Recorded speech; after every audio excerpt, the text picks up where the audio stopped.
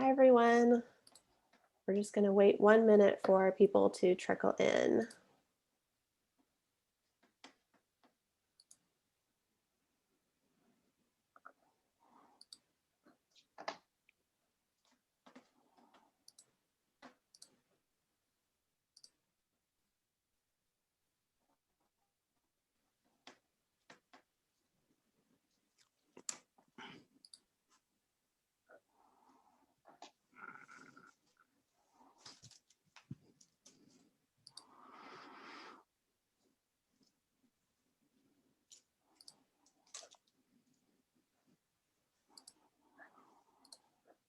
All right, let's go ahead and get started. So first off, happy Earth Day, everyone. Thank you so much for tuning in today for our virtual hangout on the future of green tech with Gosun and Aero Electronics.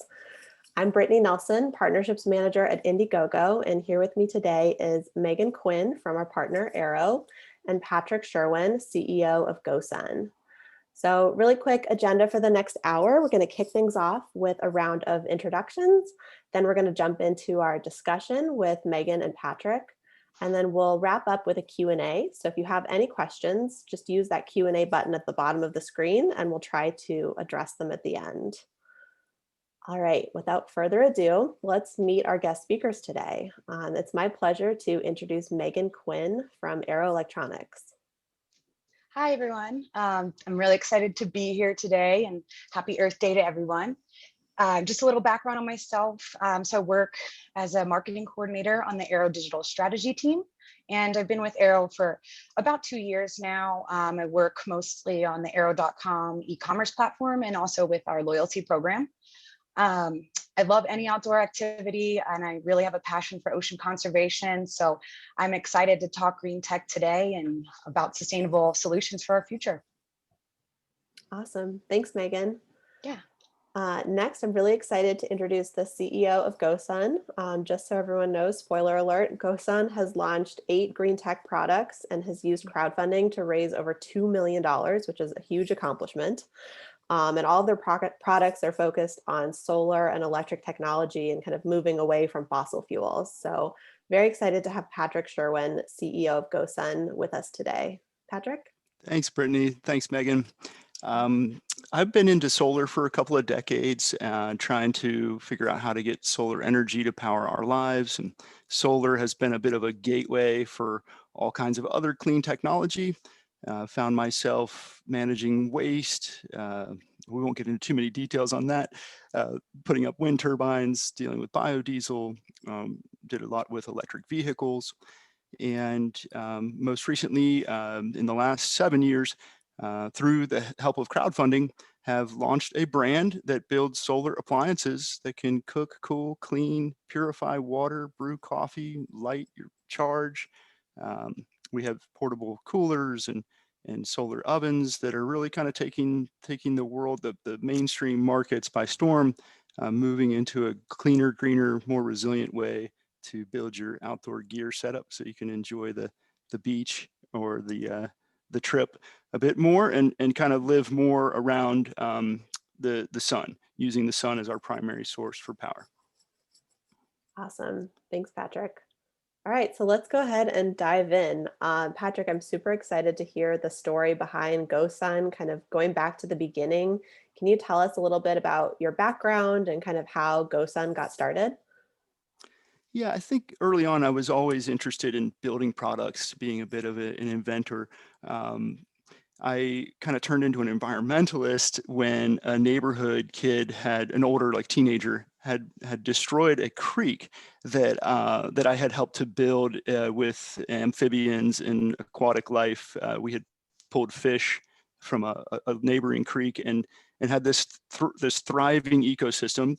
And somebody, it was some dummy, just poured oil from his automobile change into the creek, and it was my first real experience of realizing how kind of ridiculous and stupid and yet powerful we can be in our conundrum, our human situation, and the danger of fossil fuels and kind of a lack of respect. So I've spent most of my adult life trying to figure out, where where solar can fit into our lives. Spent a lot of time in developing countries.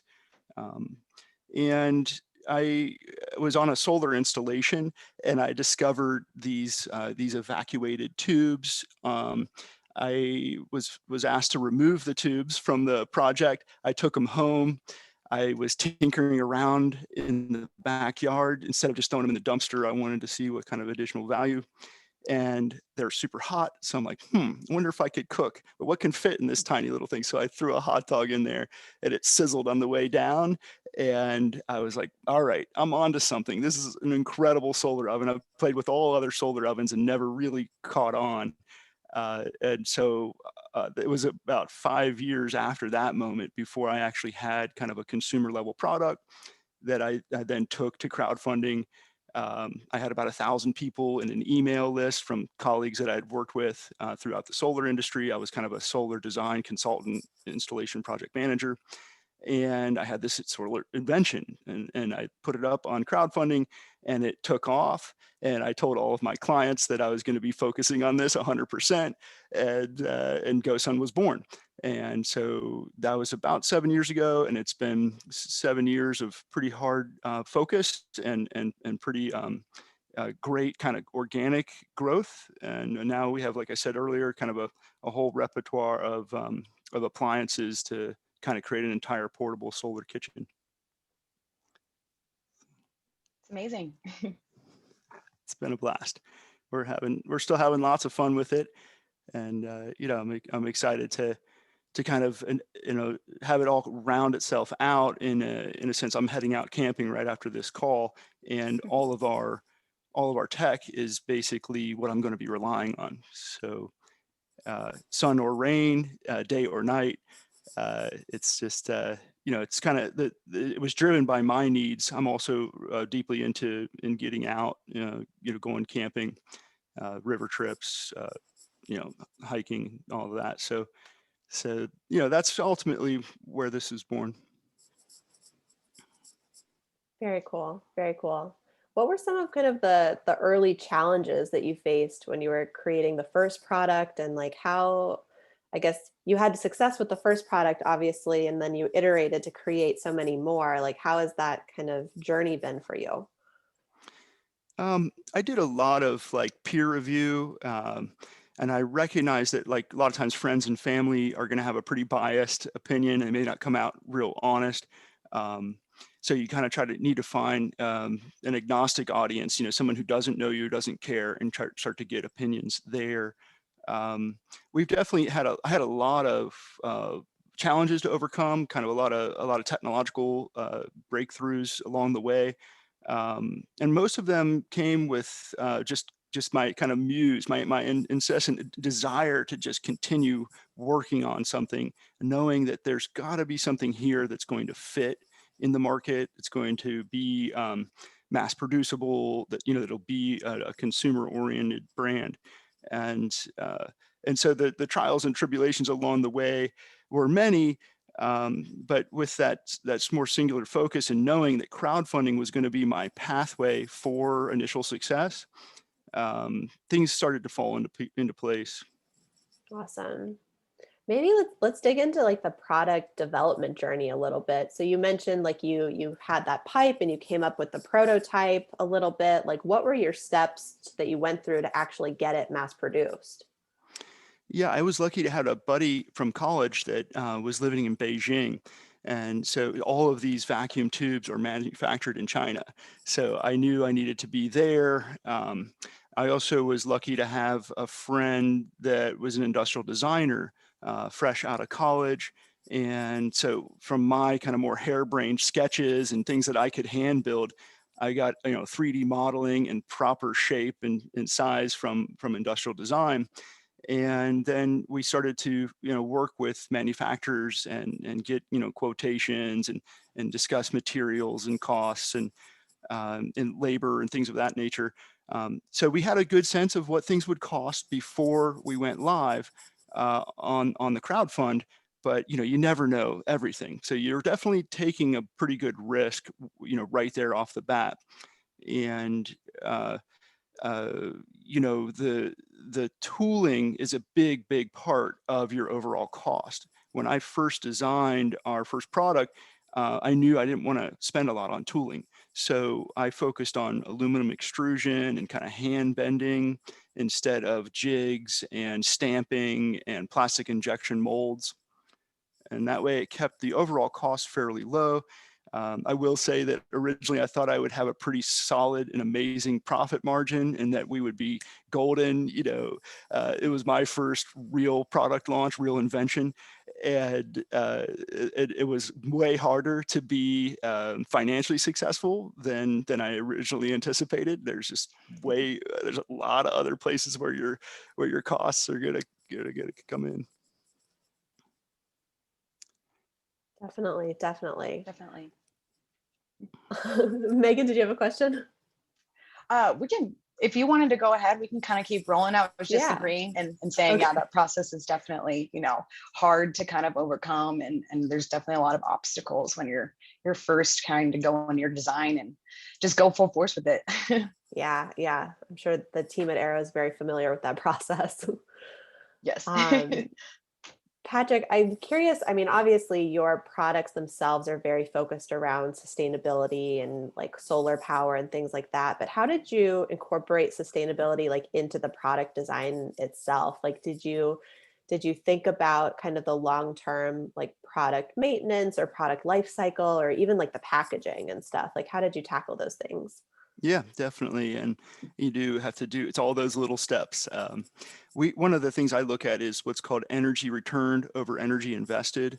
And our evacuated tube technology has some of the best EORI out there. And that's a little out there, maybe too long to talk about here on this call. But ultimately, you want to look at the entire cost of the operation. We want to build something that's durable, but we can't make it out of bamboo or some kind of rapidly renewable resource. We want to build it out of something that's recyclable. And we want to make sure it's high performing so that the consumer loves the experience and wants to keep using it. There's several ways to look at materials or at design. And one is this thing going to decompose in 2 weeks? And the other is this thing going to last forever? And those are two quite different. And we kind of went for the last forever. Since it's glass, it's made out of Pyrex, our original products, the ovens. We have to make sure it ships to you okay. So we tried to do groovy shipping with post-consumer paper. Turns out we can't get the shock absorption that we need, and we had to use a polyurethane foam. It's not entirely recyclable. So there are always these give and take. Our main motivation in the arena of sustainability is certainly to drive a more environmentally responsible outcome, lower the overall energy consumption, lower, reduce, right? The whole reduce, reuse, recycle, that's a hierarchy of choices. So reduce is way more valuable than recycling. Okay. Reusing is way more valuable than recycling. Recycling is what you do when you finally decide, okay, I can't use this thing anymore. So Ghosan is really focused on reducing the needs in order to meet the essential behavior. So whether that's cooking or cooling, sanitizing or purifying water, brewing coffee, charging your phone, your lights, we look at what needs to happen here and how can we do it with a minimal amount of power without compromising convenience or performance or the user experience. And so when you have that lens around efficiency, you can end up making a better product it doesn't require you to lug around a bunch of stuff. You don't lug around a bunch of water or ice or fuel, wood. And the experience is a lot cleaner and easier for the consumer. So that's kind of our tact is to be more about it's like if you look at Tesla or something, they aren't necessarily selling cars on the sustainability argument alone. Yeah, it's great. Electric is way more clean than gas, but it's a better car. It's quieter, it's cleaner, it's got more features and bennies, and then there's no compromise. So we really try to make sure that sustainability is kind of an underpinning through everything, and it's kind of the why of our business. So every decision surrounds that, but we also have to make sure that the consumer is jazzed about the experience, and that is the sustainability of the business. Without that profitability focus or that happy consumer focus, you're dead in the water. Absolutely. Absolutely. Yeah, you've got to create the demand for the product and then also kind of weigh the cost benefits of the sustainable materials versus the cost of those materials. Um, so switching gears a little bit, like so you created this product, you're super excited to launch. Why did you decide on crowdfunding? Like what made you choose crowdfunding as opposed to other kind of methods of getting your product launched into the world? Yeah, the other method didn't work out. I struck out when I tried to convince my rich uncle to fund my business. I struck out when I tried to convince my neighbor to fund my business. And then getting You're down on missing my out knees. now. Right. They wish. But, getting down on my knees and begging at the bank wasn't exactly my favorite thing to do either. So when I saw crowdfunding in the first place, a good decade ago, I knew that that was going to be the channel for me, because I had somewhat of a background in video production and kind of building a commercial, and I just knew the power of the crowd and power of e-commerce, which has obviously been a really good growth and trajectory, and it will sustain. And so it was a pretty obvious choice for me. I knew that I didn't want to borrow $100,000 in order to tool up to build the first 1,000 units and hope that I could find customers to purchase them. So the crowdfunding model that Indiegogo has just made so much sense from day one, and I did one of the all or nothing campaigns. So I said, look, this is a cool idea. I think it's great. I think people should like it, but I don't want to spend the next 5 years of my life chasing something that's worthless. And if the consumers don't like it, then I want to pack up and head home, fail quick, Mhm. fail early type of thing. So I said, look, if I don't raise, I think the goal was like 40 grand. It was pretty high. If I don't raise 40 grand on this idea, I'm packing up and heading home, and I'll stop spending, 10 hours a day on this thinking idea. Sure enough, it raised 200K. And so I was like, all right, we're on to it. Yeah, that's amazing. I mean, tell us a little bit about your experience kind of crowdfunding and on Indiegogo. Like what were the steps what steps did you take to kind of prepare for that launch? And like why do you think you were so successful, I guess? I think the power of the innovation was one of the main reasons. It's very new, very different. And we built a video that went straight to the point, to the argument. You want to make sure your video is dynamic, especially in those first 10 or 20 seconds. Um, I kind of lived with the product for, I think it was probably 3 or 4 years before launching. So I was really sure of it. I had a lot of different content to share about it in terms of its features and benefits. The investment when it comes to kind of cash or time is significant. I thought it would be easier than it is, especially in that first campaign. And I didn't realize either that I should be building a brand, not just launching one product.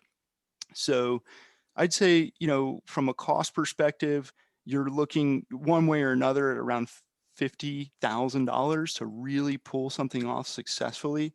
And that 50,000 doesn't mean you just have to pull that out of the bank account or pull it out of your pocket. It can also come from time, right? So at the time when I launched that, I probably spent 1,000 hours on building that campaign. And of course, I didn't pay myself. So that wasn't 50 grand, but maybe there was $50,000 of opportunity cost there. The actual hard cost for building the prototype, creating the video, which I shot largely on my iPhone, was maybe 5 grand.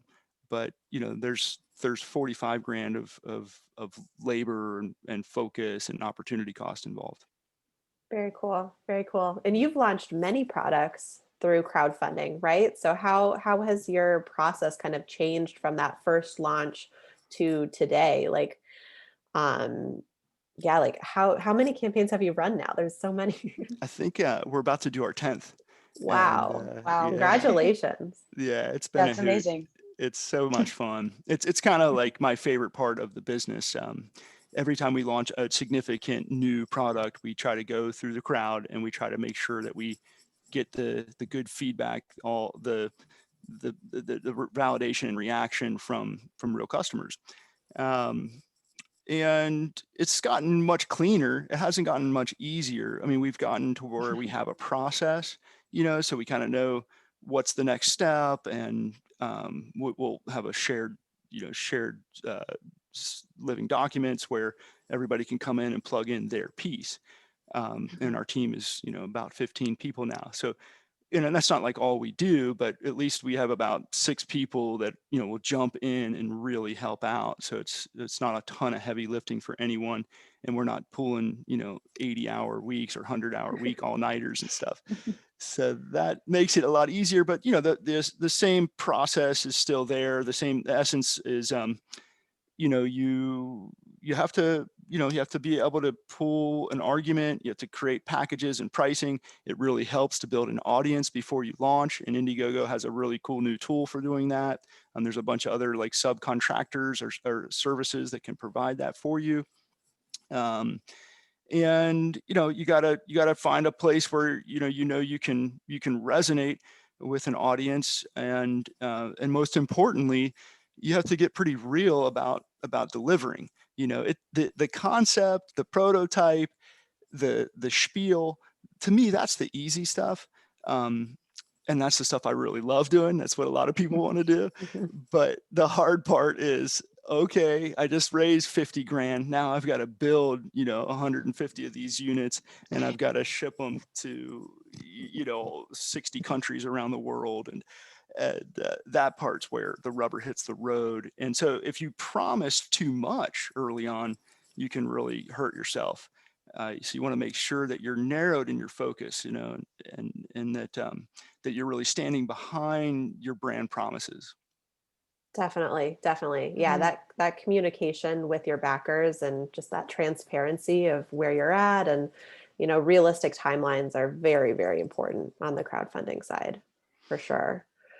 Um, I mean, maybe talk a little bit about kind of the communication that you have with your community of backers, and how kind of the feedback has influenced your products throughout the years. Yeah, and that's another big reason why we knew we needed to do crowdfunding, and that's what's been building Ghosan all along is that feedback loop. You want to have a lot of them, and you want to increase the speed of feedback. And the customers are going to be very brutally honest, and that's part of crowdfunding. That's how it works. So we've solicited feedback a lot. We get unsolicited feedback more than you'd ever want. Well, that's not always true. In fact, our customers have been they've been incredible to us, and they've been quite cooperative. When we first launched that tubular solar oven, we didn't know what was going to go on. These things could all break in shipping. Everyone could hate them the moment they get them. Um, all kinds of risks and concerns. But reality is that the people that buy on crowdfunding are typically going to be kind of the early adopter or a visionary type. So they're willing to take your first product and it doesn't work perfect. The user manual is printed on, a desk jet, and it's just a piece of paper folded in half. They have to screw it together. The box is totally wrong with no print on it. They are okay with all of that. They realize that this is the beginning of a journey.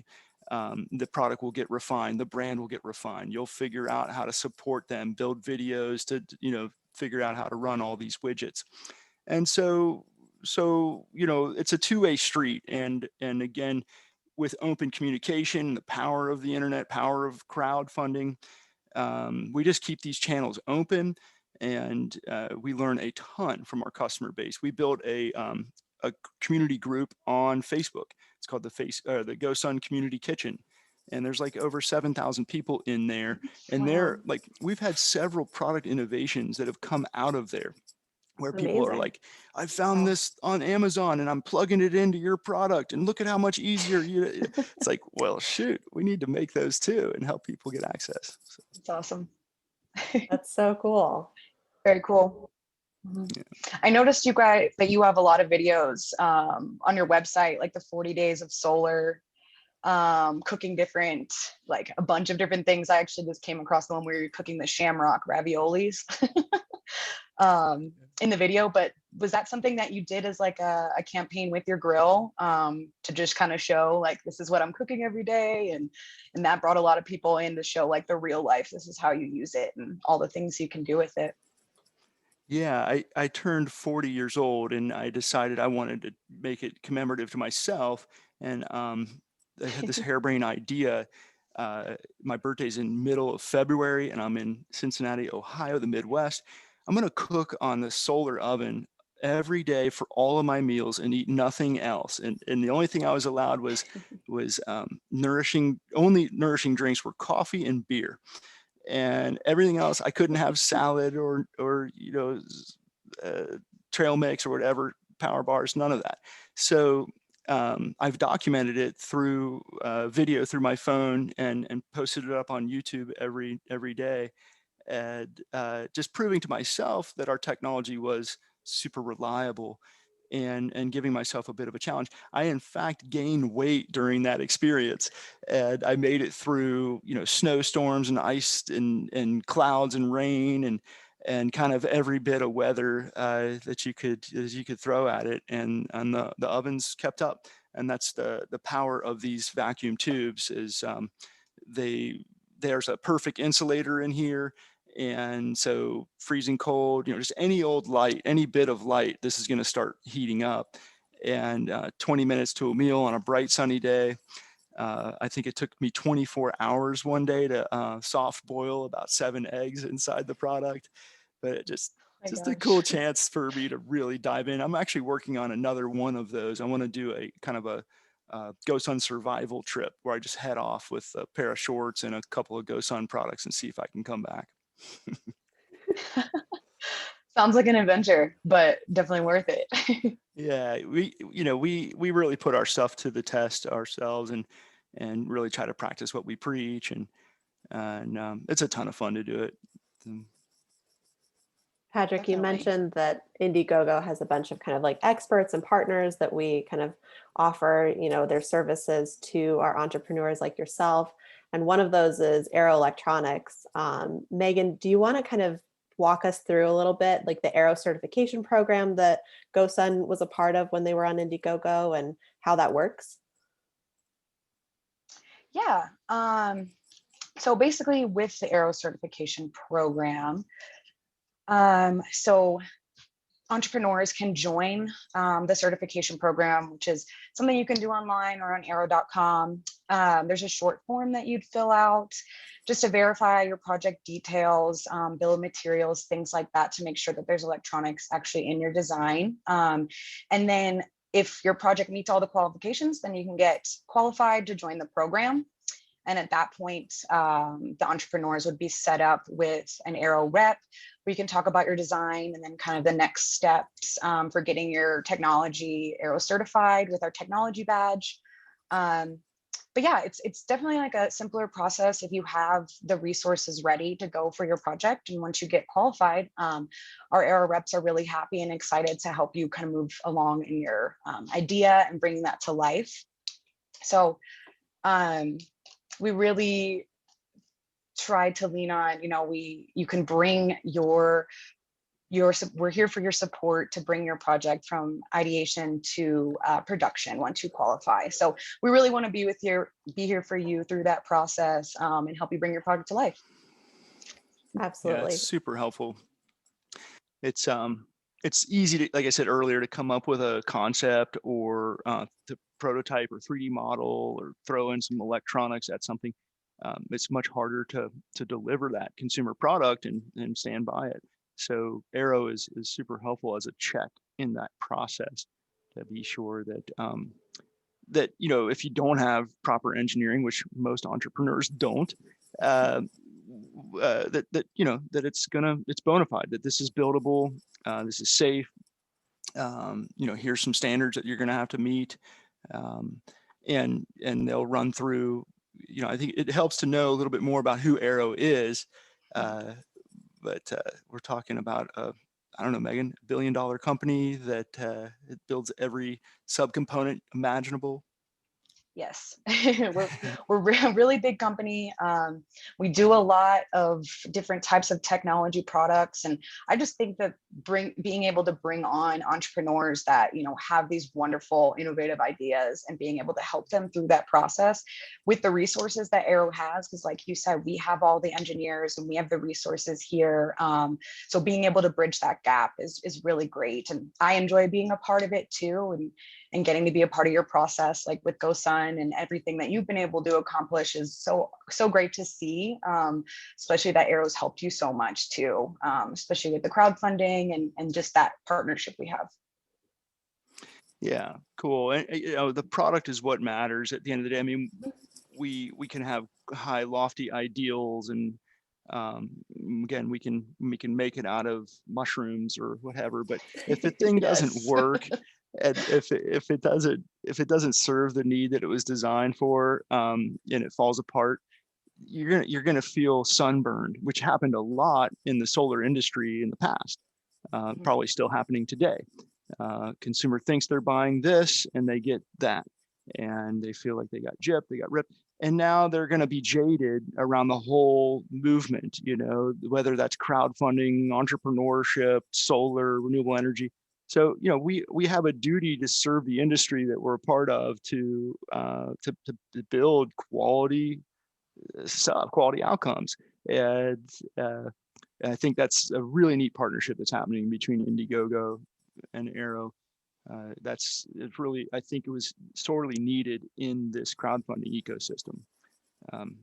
Definitely. Too many entrepreneurs are too idealistic, like myself, and they don't realize the difficulties of actually building it. So Absolutely. Yeah, from the Indiegogo perspective, it really is a win-win, because the entrepreneurs are connected with the resources that they need, and they're getting that help and advice. And then our backers too, when they see that Aero certified technology badge on their campaign page, they know, like, okay, they can be reassured that an engineer has actually looked at this and certified that it is a legitimate product that can be built. Because you never know with crowdfunding sometimes. So definitely kind of a good gatekeeper on the technology side. And being able to just get that certification, Aero certified technology badge, onto your project really just brings a lot of rapport with, okay, you went through this process with Aero, you crowdfunded with Indiegogo, and this is a really good program as a whole. And so I think that helps bring your product to life as well, because it gives you a little bit more of a stance in the environment that you're trying to go into, and show that you're really using real electronic components, and you're working hard to bring this new, sustainable, revolutionary type of product to the market. Absolutely. And then Ghosan also was included. There's also some marketing opportunities, right, Meghan? So as part of the program, once you're certified, Aero offers some marketing opportunities. I think Ghosan was part of a newsletter and some really cool things like that.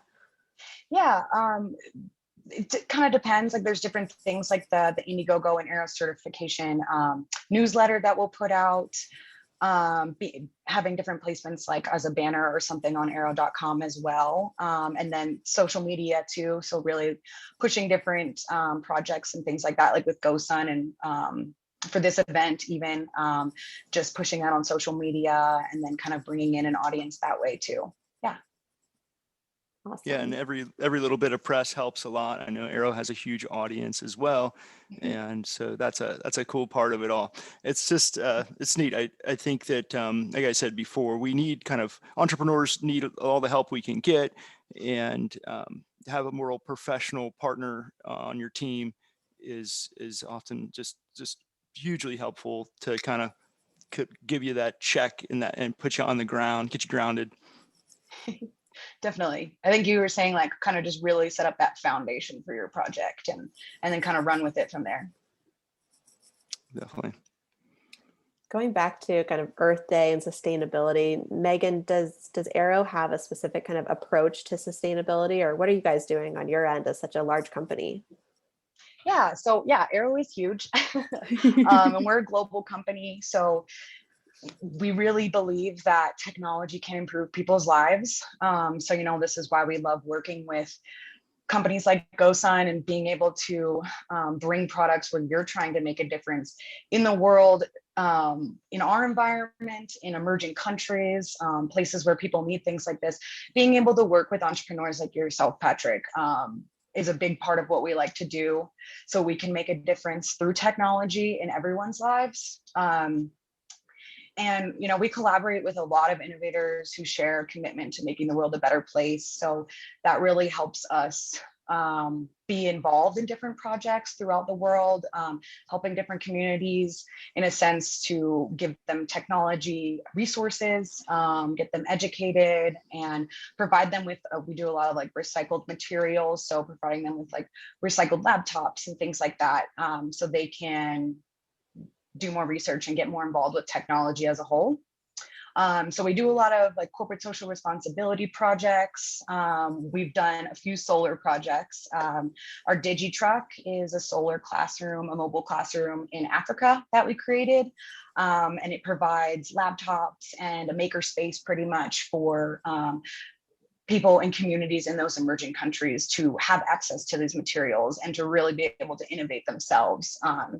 So giving those resources on a fully solar powered classroom was a big thing for us. We've also done things like the solar suitcase, which is a portable solar generated power system for remote medical clinics off the grid. So we're big on solar as well. And I think it has a lot of amazing possibilities in our world. But then on top of this, the CSR efforts that we do, Aero is also really committed to reducing its environmental footprint with approaches like the use of environmental friendly technologies, like I was kind of just talking about, those recycled technologies. We're really trying to avoid our emissions or reduce those in the way we can, even though we're a larger company. Reducing waste, and then just really trying to look more into those energy saving solutions. So as a company as a whole, we do try our best to really reduce our carbon footprint and the amount of resources we're using. But I think with, post-pandemic, things like that, we're really reducing the amount of offices that we're in. We have LED lights in all of our warehouses. So things where we can really fix in different places, we're trying to improve on as well. But sustainability as a whole is something that's really important to Aero. Awesome. Yeah. Question for both of you, kind of thinking about the larger kind of green tech industry. Patrick, you've been part of it for decades, it sounds like. What changes have you seen in the green tech industry, or like what trends are you seeing now? Where do you think we're headed in the future? Solar. Yeah. Solar. Wind is amazing. I think it's the cheapest form of energy. It has been for 20 years probably. And the challenge is that it's just very site specific. There's just only so many places in the world where a good wind farm is worthy, and maybe population centers aren't near those places. But with solar, which is probably the second cheapest and best option for making power. It's ubiquitous. It's everywhere. You can use it anywhere. Of course, you got this thing called nighttime, but we have we have this thing called November and December, which is pretty cloudy and rough. But battery technology has come so far. And just technology with respect to understanding efficiencies, isolated grids, controls, motor technology. I mean, we're using so much less energy, what's considered negawatts, rather than making more energy to meet a bunch of old traditional product needs.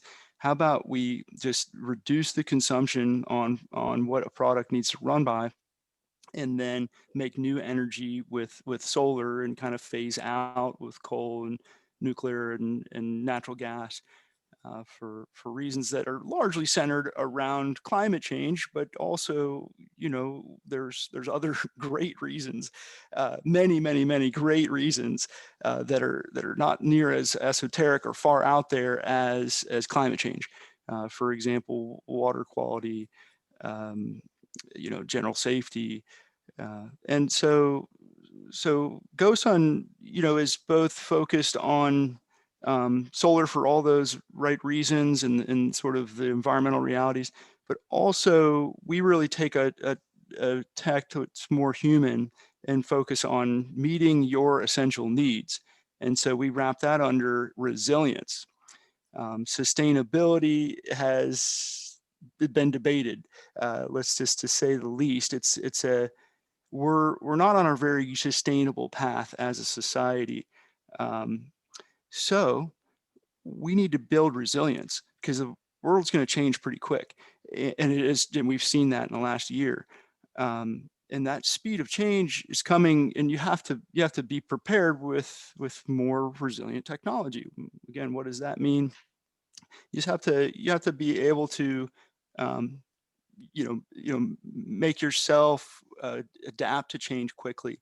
And I think that's, again, where solar and lithium technology really helps out in this vast, quick changing environment. Yeah, Absolutely. definitely. So, And I think, people like yourself, Patrick, who are creating these products with that mindset of how can I help you in your everyday life and make it easy for you to, have this solar grill in your backyard, or Ghosan flow, bring it anywhere, have this water that is drinkable, and you can clean it. You're making a product that is ease for customers to use. It works and you've proven it. And so I think as like more people like yourself, start to have that type of mindset where it's like, what can I do in my everyday life to live a more sustainable life for myself and for the future of the world? Maybe we could come to more of like a cohesive understanding of how to use more solar in the world as opposed to fossil fuels and things like that. But definitely solar, I think, is a great way to go. And a lot more things I feel like are going into that solar wind energy, like you were talking about, electric vehicles, things like that. It's really coming into play in our world now, and more people are adopting it. And so I myself hope that it continues to go down that route where more people see the need of why we need to do this.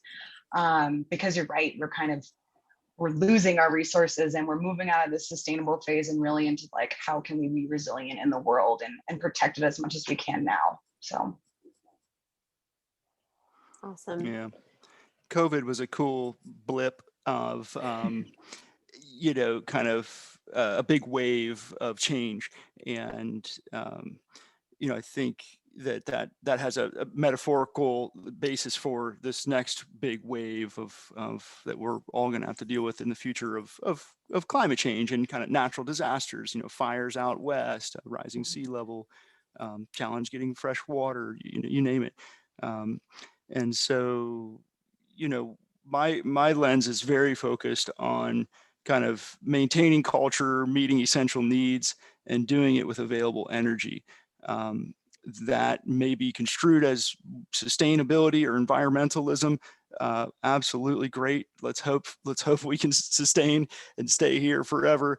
But let's just be real, and I'm not a prepper either. I'm not doomsday, I don't have 6 years of freeze-dried food in the basement or bullets and bomb shelters and things. I'm just more, I want to buy things that help me have more fun when I'm outside, and they're there for me when there's an event. And that's really where Ghosan sits, right in the middle of all of that.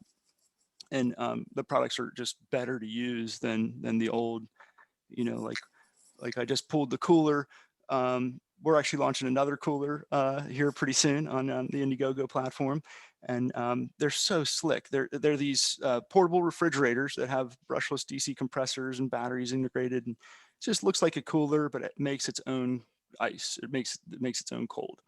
And you just roll it over in the kitchen to the fridge and the freezer and just open up and just toss. You don't have to like decide what to bring and get all worried about stuff because it's going to get pulverized by the ice. throw it all in there, wheel it out to the vehicle. You plug it into the vehicle's battery. You can run it on solar. You can run it in the house. And we'll come back. I'm going on about a 10-day trip. We'll use that 100% of the time, so we don't have to deal with fast food, or we don't barely have to go into groceries. And come back from the trip, everything's going to be dry in there. It's organized. It's not all juicy, full of meat juice and other decaying materials. And then it just, you roll it into the house, whatever's still left, throw it back in the fridge, dry it out, and it sits there ready for the next trip. Or it can sit there and fuel the party when you're having friends over. You fill it full, a couple cases of drinks, and it's sitting next to the fire. It's really nice to. So it's not a cooler. It's way better than a cooler. I'll stop selling you guys on that. It sounds amazing. I'm sold. Yeah, no, me too. That was one of my questions for you, Patrick, was what's next for Ghosan? So it sounds like you've got another cooler that's about to be launched on Indiegogo. Do you have a launch date set yet, or other information for us? Oh man, some spoiler alerts here.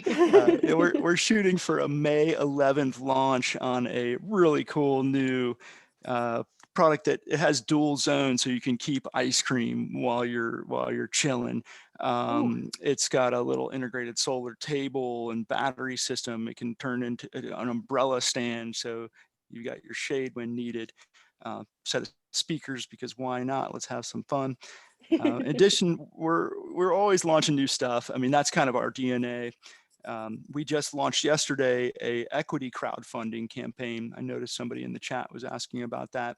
And that's on a platform called startengine.com/Ghosan.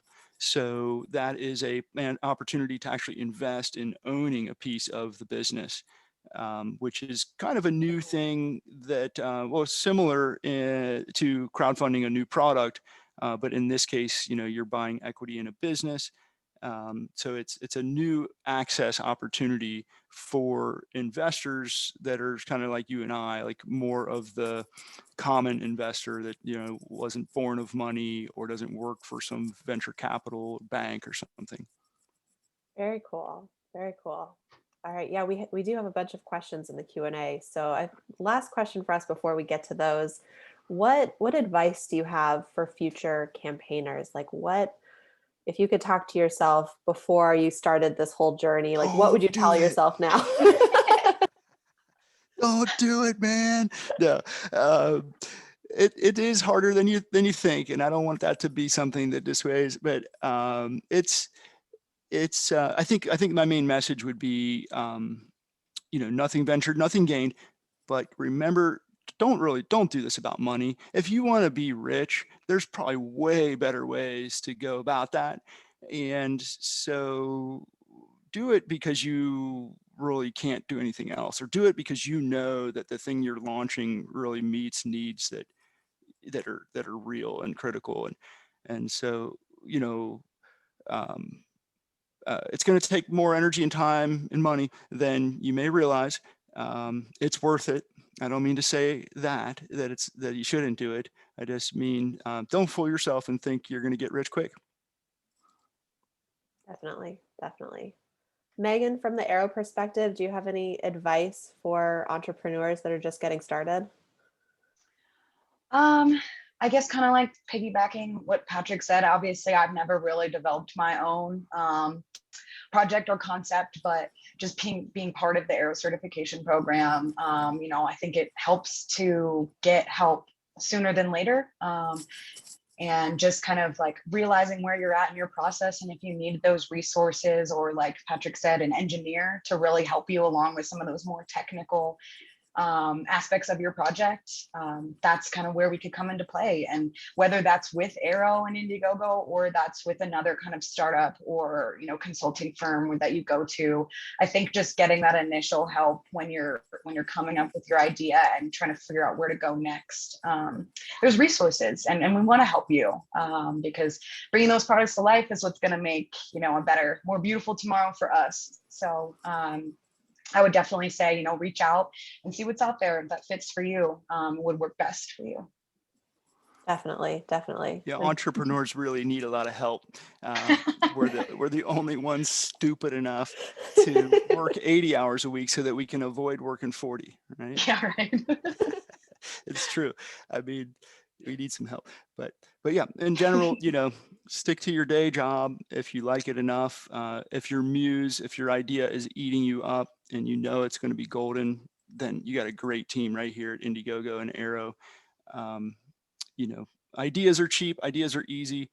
Building them, delivering them, building a brand, that's the real stuff.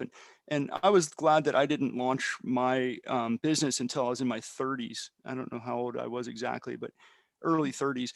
And if I had done this when I was teens or early 20s, I think it would have really changed a lot of my experiences. And because it's turned into such a hustle, it's so much work. It was nice to work for somebody else during that phase of my life and not have to constantly worried about my little baby business, because it is every little idea, every business, it's like a baby that is going to require a lot of attention. You cannot turn your back on it and let somebody else raise your kiddo. So It's true. it's definitely true. Definitely true. All right, let's dig into some of these questions. So for Patrick, it looks like we have Roy here, who has actually bought a Gosun cooker in the past. He is asking if you have any plans to expand into Mexico and Latin America. So if somebody is looking to buy one of your products now, like where do they go? Gosun.co is our main Okay. website. But yeah, Roy, absolutely. Thanks for asking. And we are working on value engineered lower cost versions of just about all of our technology. And we have kind of a side business or sort of a social enterprise that is focused on bringing these value engineered versions to places like Latin America and Mexico. So please send an email, support@gosun.co is a great way to get a hold of us to get that conversation going. Awesome. Awesome. We have one person here asking if there are any other samples of products that you can show us. I know Oh we've yeah, seen the tube. Are there anything? right. I had a Oh, couple, works. yeah, sitting here. This is our little, our smallest solar oven. It's called the Gosun Go. This must be a prototype I just grabbed before the call. But your food goes in here, and this will cook a meal in about 20 minutes using nothing but sunshine. Wow. This is Awesome. one of our more recent power banks. So this actually has the ability to charge a laptop, I think like 10 times, and a cell phone over 20 times. It's got your classic 12 volt DC, like a carport, and then it's got all the fancy new ports with USB-C and all of that, plus wireless Qi charging and a light. It's small enough to kind of go anywhere, but this thing, like when I go on this trip, I won't really need to charge my cell phone any other way. At night, I just set it down on top of here and it takes care of that. And if I charge this with the sun, which I intend to do, I'll be able to run my laptop. Like I'll run the laptop for like 3 days. I'm not going to be on it that much. And then I'll recharge this and run the laptop for, I'll recharge this 2 or 3 times on the trip using solar. And that'll be everything I need to run my main essentials. That's amazing. Yeah, we just came up with a coffee system. It's a little coffee brewing mug. This is not it, but it's basically a mug that has a French press built into it and a heater in the bottom. Wow. So you What? plug the heater in, it heats the water, add some coffee grounds, press them down, let them brew, and then you can just drink your hot coffee right on the go. So, All in Wow. one.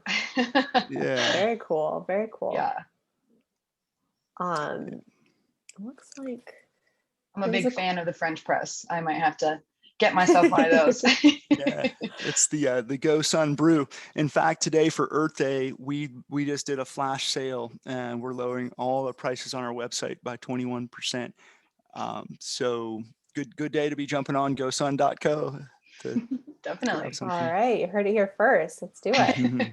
Very exciting. There's a question here kind of like how do you and your team like generate these ideas? Like, is there kind of like a secret sauce, or how do you approach coming up with this new technology? Is it just kind of a light bulb moment one day, or how does that work? Tons and tons of drugs, really good drug. No, that's awful. No, what we have like this giant spreadsheet where we manage all these ideas. So ideas come from anywhere and everywhere, and that part's hard to describe. Where does an idea start or come from? But then we'll throw them in our spreadsheet, and the spreadsheet evaluates just basically the power of that idea and its ability to be commercialized. So we'll have things like how easy is it to build, how easy is it to ship and support, what's the risk factor here, um, how much do our existing customers align or need this, what's the PR value of this concept? I mean, has this been done before? And so we'll just, there's probably 40 ideas on our backlog there. And then the ones that come to the top will get the attention. So that's just how we figure out how to manage it. And really, every company is probably going to do it their way. We try to move as quickly and nimbly as we can to be sure that we're capturing that moment when the technology is able to do this new thing. It's amazing, today's technology. I mean, truly mind-blowing. And it's essentially like, if you can think of it, you can probably build it. But the cost of building that is going to be a huge question, and the time of building it. Timing is really important. You got to get there quick, and you got to deliver. So I think we probably front load a lot of analysis and eval, and we kind of really look at costs. And that way, again, if an idea is too out there, too expensive, the technology hasn't quite arrived or been mainstream, we'll just keep that idea down low on that spreadsheet and hope that in 3 years or 5 years, the technology can meet it. Absolutely. Absolutely. Question here, are your products patented?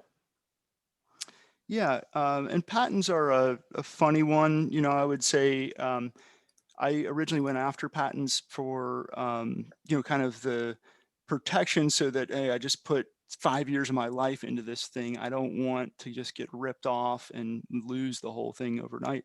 Um, the value of the patents are probably significant to investment, investment interests, but I'm sort of mixed on the conversation. I don't think that you need to worry that much about intellectual property initially. I would hurry up and get your concept built, your prototype running, get your video and your Indiegogo argument out there. You generally have about a year from your launch, when you first make it public, to worry about intellectual property. You can do a really low cost provisional patent.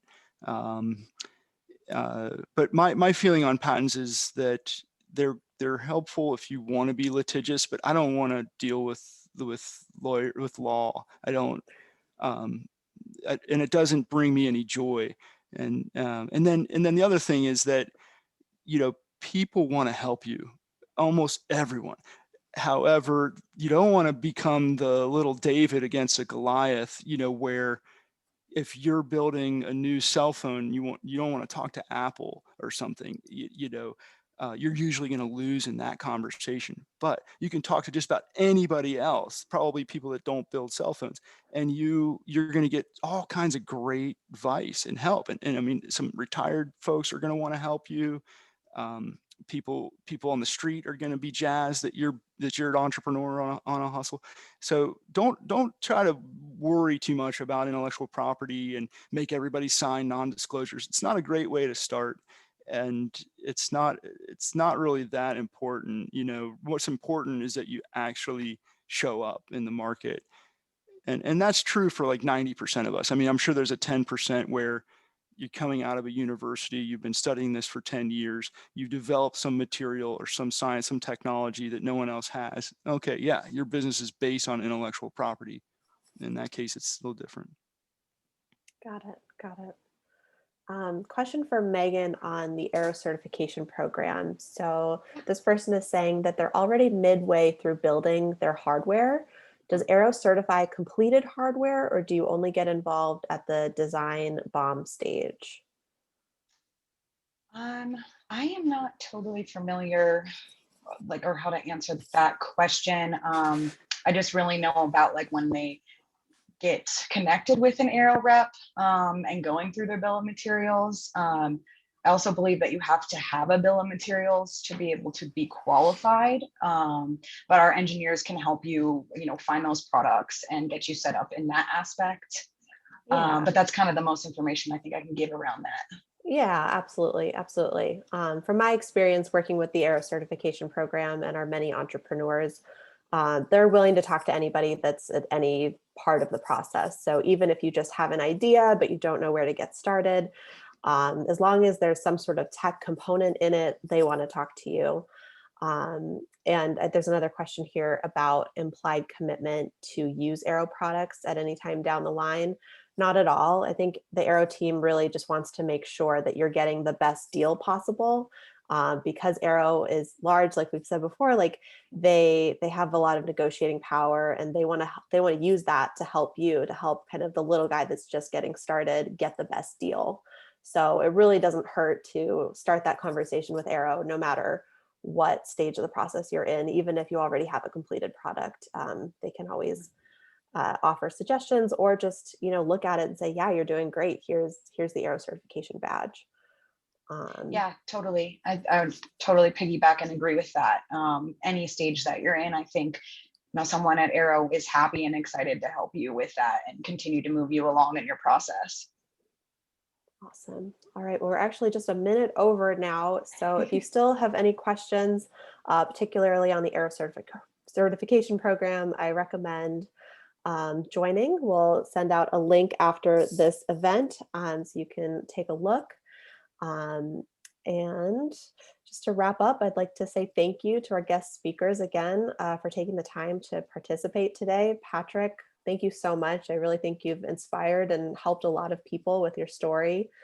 And big thank you to Megan for giving us kind of the inside scoop on everything that Aero has to offer for up and coming entrepreneurs. So thank you everyone for attending our virtual hangout today, and we'll see you next time. Thanks, Thank you. Indiegogo. Yeah, Thanks, Aero. absolutely. Bye, you guys. Guys. See you next Cheers. time.